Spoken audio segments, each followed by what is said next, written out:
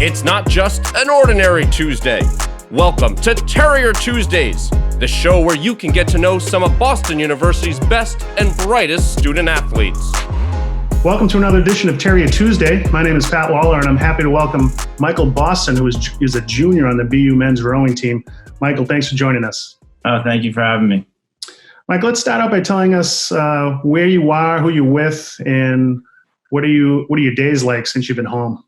Yeah, so I'm currently in Lower Gwinnett, PA. I'd say it's about 30, 45 minutes outside of Philadelphia, not too far. And I'm here with the whole family, my mom, my dad, my sister, and my dog. So it feels like middle school again. But yeah, it's pretty much a usual day, just like regular college, where I wake up fairly early. I get a good workout in. I go to the Zoom classes, try to do another workout. Then I do some homework. And I guess the new thing is I get to spend family time, which is great. But I'd say it's pretty much almost the same, just trying to keep it normal. Yeah, family time is great. And I think that's probably the silver lining for all of us for this.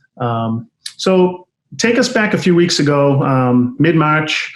You were actually in Clemson, South Carolina with the team when events began to escalate and things began to happen rather quickly. Tell us about that time and what really transpired. Yeah, towards the end, I really had some sad moments, but like just looking at it personally throughout the week, we went into that week probably in some of like the best shape and performance that I'd seen us in my 3 years here. So we were all super excited for the season. And we got out on the water, which we hadn't been able to do pretty much for the winter at Boston, and the boats were moving really well. Everyone was healthy and performing really well. And as the week went on, we noticed that we kind of started hearing rumors because we have friends at other schools who were competing against and hearing about like, oh, the school's closing down and this and that. And we kind of just kept on going about our day. But luckily our coach, Tom Bohr, he was super, super transparent with us. He let us know what was going on every day, just gave us all the information he knew. And we usually stay there for about a week, like a Saturday to Saturday. But we had to cut it, I think, a couple to 3 days short.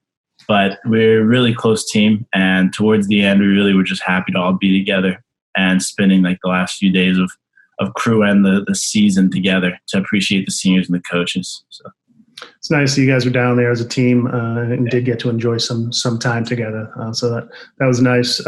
This season started out like most seasons did. You competed at the head of the Charles Regatta back on October 20th. You were in the Club 8 boat that finished 7th among collegiate, which was a really good result for you guys. What was the team's mindset entering the spring? What were some of the team's goals going into the season? Yeah, so throughout the fall and carrying into the spring, we kind of had this mantra that our coach put on us after finishing up IRAs last year of 2 seconds. And it doesn't seem like a lot, but the field is so competitive within rowing and at that top level of rowing in collegiate that the 2 seconds can completely change our positioning in the field and ranking amongst schools. And so it's this idea that if we buy in just for 2 seconds, we'll be able to make huge strides. And we had that motivation throughout the summer. Coming into the fall, I really felt like we hit that idea of 2 seconds. And throughout throughout winter training, we were just as motivated.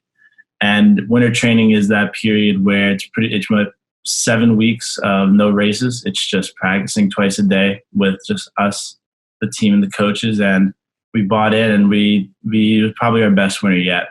And in the spring, we felt like we were really ready to go and make a statement as a team, really show them what that 2 seconds meant to us.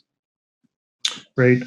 So now you're home, and things have changed so much over the course of a few months. You're a CAS major, majoring in economics. Talk to us a little bit about what the transition's been like to being at home and taking online classes, some likes, dislikes about that, challenges. Yeah, so I at first, it was kind of a shock and difficult, where doing Zoom classes, it takes away a lot of the aspects of like the classroom environment and what makes it like important to go to school and university. And some of that was like the discussion you have with professors throughout the day, or just like how the professors teach class and then ask students questions. And now with Zoom, it's really, there's a little bit of isolation in there. But I over time, within like just a couple of weeks that we've been doing this, the professors have been super helpful and kind of working with us, and to where I feel like it's almost getting back to normal form. And on top of that, the school has been super helpful with offering like different opportunities for students or different options for students on how the grading is going to go. But like overall, I'd say it was difficult at first, but slowly becoming normal and then doable. Great. I know these are uncertain times, but assuming these restrictions are lifted and we get back to normal lives, what are some of your plans for the summer and heading into even next season?